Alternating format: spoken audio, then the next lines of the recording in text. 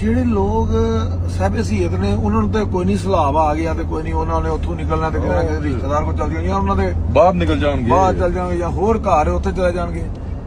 ਜਿਹੜਾ ਮਾੜਾ ਬੰਦਾ ਨਾ ਮਰਦਾ ਹੋਈ ਵੀ ਮਰਦਾ ਹੋਈ ਹਰ ਜਗ੍ਹਾ ਤੇ। ਅੱਲਾ ਦੀ ਕਸਮ ਜੀ। ਹੁਣ ਵੇਖੇ ਨਾ ਇੱਕ ਬੰਦਾ ਰੋਜ਼ੀ ਕਮਾਉਂਦਾ ਹੈ, ਉਹਨੇ ਸਵੇਰ ਕਮਾ ਕੇ ਲਿਆਣੀ ਹੈ ਤੇ ਬੱਚਿਆਂ ਨੂੰ ਖਵਾਣੀ। ਉਹ ਰਿਹਾ ਵੀ ਉਹੋ ਜੀ ਜਗ੍ਹਾ ਤੇ ਰਿਹਾ ਕਿਤੇ ਦਰਿਆ ਦੇ ਕਿਨਾਰੇ ਤੇ ਕਿਸੇ ਇਹੋ ਜੀ ਜਗ੍ਹਾ ਤੇ ਜਿੱਥੇ ਇੰਦੀ ਗੱਲ ਹੈ ਨਹੀਂ ਉਹਦੇ ਕੋਈ ਇੰਨੇ ਪੈਸੇ ਹੈਗੇ ਸਨ ਜਿੱਥੇ ਉਹਨੇ ਨਹੀਂ ਇੰਨੀ ਮਹਿੰਗੀ ਜਗ੍ਹਾ ਤੇ ਲੈ ਸਕਿਆ ਉਹ ਜਗ੍ਹਾ।